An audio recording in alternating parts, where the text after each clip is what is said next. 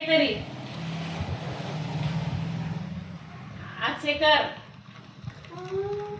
आंगेला कृष्ण भगवान मूर्ति आता है आपला हमार सम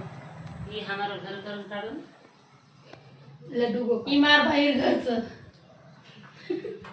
सोफा कशा मिळाले खराब करायचो कोणी येत काढ बाबू आहे का ए एवढ्या ओरी काढ पण काम करू